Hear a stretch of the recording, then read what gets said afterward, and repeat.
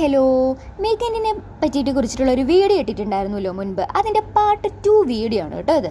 Part 1 എല്ലാ കാര്യങ്ങളും include ചെയ്യാൻ വേണ്ടി പറ്റിയിരുന്നില്ല, ഒരുപാട് വ്യൂസുകൾ ഉണ്ടായിരുന്നു. അപ്പോൾ അതെല്ലാം കുറിക്കുന്ന ഒരു സെക്കൻഡ് പാർട്ട് വീഡിയോ ആണ് ഇത്. സത്യം പറഞ്ഞാൽ നമ്മുടെ സ്ട്രെസ്ഫുൾ ആയിട്ടുള്ളൊരു ലൈഫിൽ ഇങ്ങനെയുള്ളൊരു കുറച്ച് മൊമെൻറ്റ്സ് കിട്ടുക, അല്ലെങ്കിൽ ഇങ്ങനൊരു കുറച്ച് മൊമെൻറ്റ്സ് ഉണ്ടാക്കുക എന്ന് പറയുന്നത് വലിയ കാര്യമാണല്ലേ.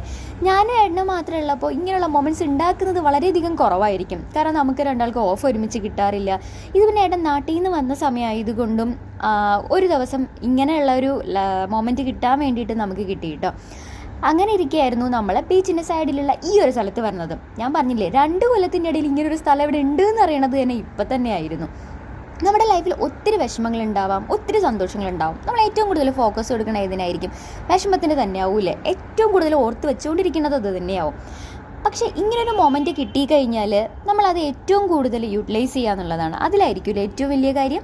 അപ്പോൾ അങ്ങനൊരു ഡേ ആയിരുന്നു ഇന്ന്. സത്യം പറഞ്ഞ് ഇതെല്ലാം കഴിഞ്ഞ് റൂമിലോട്ട് പോകുമ്പോൾ അടുത്ത് ഭയങ്കര വിഷമമായിരുന്നു. നാളെ ഇവരെല്ലാവരും പോവല്ലോ എന്ന് ആലോചിക്കുമ്പോൾ. അപ്പോൾ ഇന്നത്തെ വീഡിയോ ഇത്രയേ ഉള്ളൂ.